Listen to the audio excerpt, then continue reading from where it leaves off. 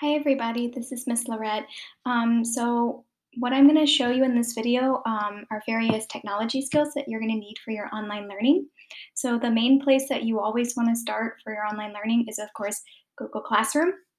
So what I did is I created a fake Google Classroom for myself and I invited my personal email as a student. So I'm the only student in this class. So when I look at my Google Classroom like homepage or dashboard, whatever you want to call this is the place that you would see all of the classrooms. Obviously, I only have the one. You guys will have multiple classes because all of your teachers are using this. This tells me the name of the classroom. This is just example. So I'm going to go ahead and click it. Let's take a look at the class.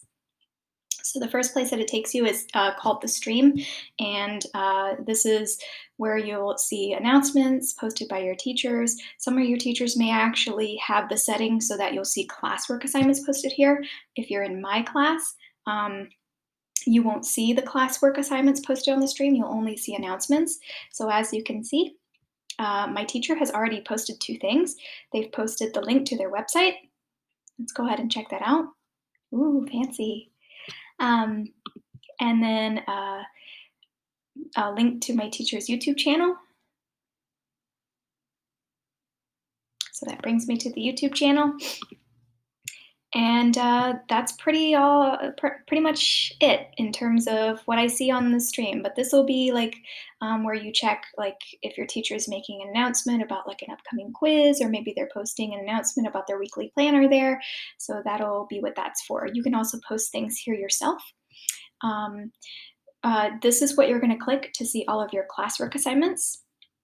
Let's go ahead and click that. So my teacher has posted one assignment. It's called Tech Skills.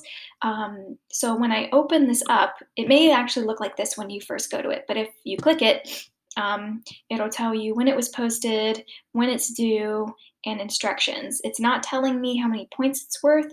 In order to see that, and as well as other things for like the assignment, you'll want to click View Assignment. If you just click this right away, it's just going to take you to the actual assignment itself, like what this attachment is. But if I click View the assignment, that'll actually bring you to the page that like tells me it's worth 10 points. Again, we see that it's due on this day at this time. The instructions, complete the Google Slides. I can add a class comment, a private comment to my teacher, and I could still access that assignment. And I can also click this button, which is called Add or Create. So I'll go over these shortly. Let's go ahead and take a look at the assignment. So I'll click on the attachment. And as I can see, it's a Google Slides assignment. I'm just waiting for it to load. It's a little slow. Okay, so we've got a tech skills lesson. It says the objective is to master various technology skills you will need to apply for your online learning. Materials, you'll need an electronic device. Obviously, you've got one since you're watching this video. Possibly a notebook and a writing utensil to take notes if you want to. Let's go ahead and take a look at the next slide. So it says type your name in the text box. So if I post an assignment from a Google Slides, a lot of the times I might have my own text boxes for you, and it'll say something like click to type here. So that's all you do. You click it, you're in the text box. So it says type your name. So my name is Kimberly Lorette. Done.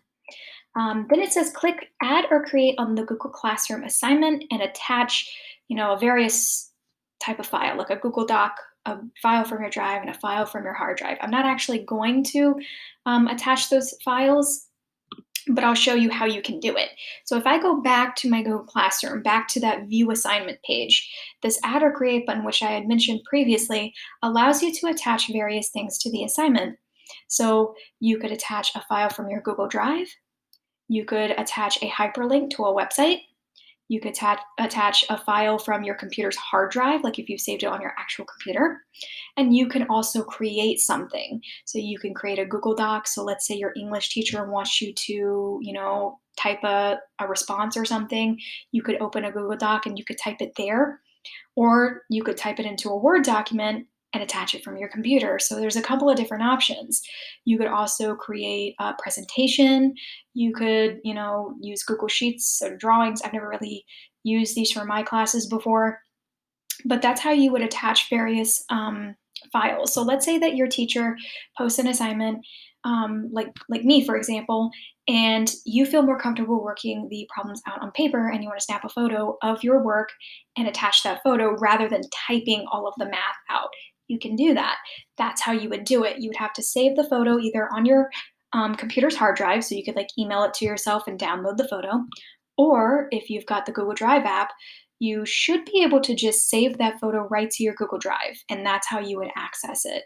You would just go to your Google Drive, find where you saved those photos, and upload it here. So there's that. Submit a private comment on this assignment. Submit a public comment on this assignment, and submit a public comment on the stream. So there's a bunch of different ways that you can post comments on Google Classroom. One way is when you're looking at a specific assignment, so this assignment specifically, let's say you have a question for your teacher and you only want your teacher to see that question. You don't want your classmates to see the question that you're asking. You would post it where it says private comments on the right-hand side. So I could say, I don't know how to turn this in when I'm finished. Help. So if I post that, only my teacher is going to see that. Likewise, you could post a public comment for this assignment. So if I go here, whoops, let me silence that. It's my phone telling me that my student has posted a comment. Likewise, you can post a public comment on this assignment. Now, if you post it here, see how it says add class comment? Your entire class is going to see this, so just be mindful of that. If you don't want your classmates seeing your question because you feel a little bashful, make it a private comment. But if you want your classmates to see it in the event that they could answer that question sooner than the teacher, then you would post it here. So you could say, I don't know how to turn this in when I'm done. Help. And then you would post that and the entire class can see that. Or if you have just a general question, or I guess it could be about a specific assignment as well. I really wouldn't use the stream to post things about specific assignments. I personally would do it in the assignment itself. But if you have a question that you want to post in the stream, so again, this is that first page that we saw when we logged in, you could post a comment here. Now, your different teachers may have different rules, so just be mindful and respectful. Some teachers might not want you to post in the stream. Some teachers might not care. But if you have a teacher that doesn't care if you post questions here or interact with your teacher here, then would be the place to do it. So you could say, when is our next quiz post? And again, this is public. So that means that not only the teacher sees it, but the class sees it as well. So just keep that in mind. Okay, let's go back to that Google Slide assignment. Okay, so inserting your own text box. Let's say the teacher posts an assignment and they did not post text box for you to just click and type away. Not a big deal. You can insert your own. In order to do that, you would just hover up to this bar, the little box with the T in it. You would click that, and it's gonna see how my arrow cursor turned into a crosshair cursor. Once I have that, I can just click and drag and it will create a text box for me and I can just start typing away. So I'm just gonna say, hello, there's my text box. And then you can also format text in various ways. If you want to make something bold, you could either use the keyboard shortcut if you know it. If you don't know it, it's on the same toolbar. It's just this B here. Or instead of using this toolbar, you can go to Format, Text, and it's here as well. Okay, and as well as many others. You can italicize. So again, I could either go here in the toolbar and click the I, or I could go to Format, Text, and here it is. I could underline. So again, it's on the toolbar right here, or I could go to Format, Text, and it's right here. I could change the color. To do that, I just click this, and let's make it blue. I think that's under Format, isn't it? Yeah, it is, so I could do it here as well. I can also highlight the text. There's a little highlight color, so I could highlight it green if I want to. And I believe that might be under Format as well. Yep, highlight is here as well. I could do something known as Strikethrough. So when I look on my toolbar, I don't see that one. That means that I definitely have to go to Format, Text, and Strikethrough will just put a line through everything. I can make something a superscript. Again, I don't see that on my toolbar, so I have to go to Format, Text, Superscript. This will be especially helpful for you Honors Algebra 1 students who have to type in exponents, and algebra students as well. Actually, we do exponents and integrated as well. Subscript. So again, I don't see that on my toolbar, so I go to Format and Subscript, and it makes it little. So all sorts of things that you can do. Inserting a table. So to insert a table, you're just going to click on this menu bar up here, Insert, Table, and then you select how many rows and columns you want. So if I want like a 4x4 table, I can insert it here. I probably should have went with a smaller table. Let me make it smaller.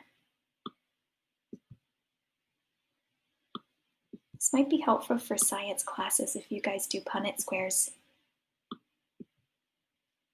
Okay, I think that's as little as I can make it.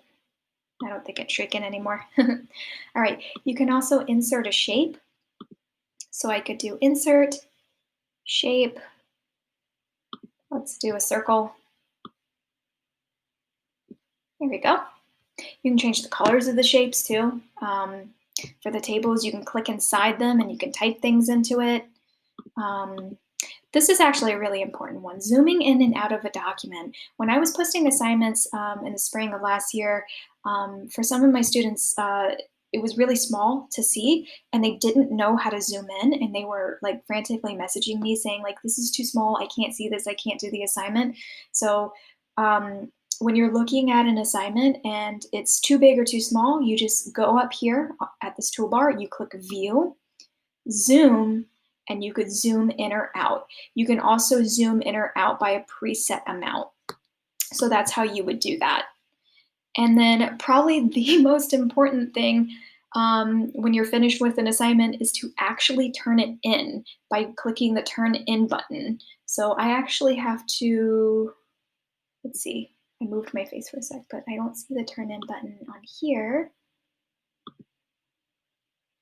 Okay, so this is a good example of me kind of learning how to do this on the go because I never really see it from the student perspective. So I'm going to call my Google Slides assignment done as a student. So I'm going to close out of here.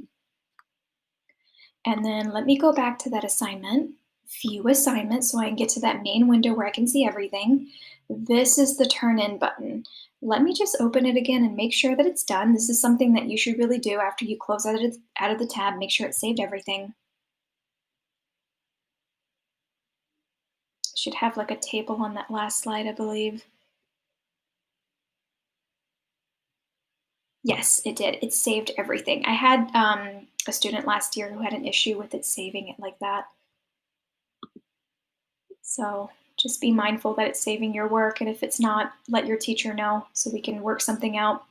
All right, so this is the button that you want to click when you're finished. If you don't click this, your teacher's not going to know that you're done. So if I click Turn In, it'll say turn in your work, question mark. Yes, I want to turn this in. It'll notify my teacher that I have submitted an assignment and it's ready for grading. If you don't click that, your teacher's going to think that you're still working on it and you might not get full credit on something. So you want to make sure that you click that. Let's say that you turned it in and you realize you forgot to answer a question. You can click the Unsubmit button. Unsubmit to add or change attachments. Don't forget to resubmit once you're done. I can click that. I can take the assignment back.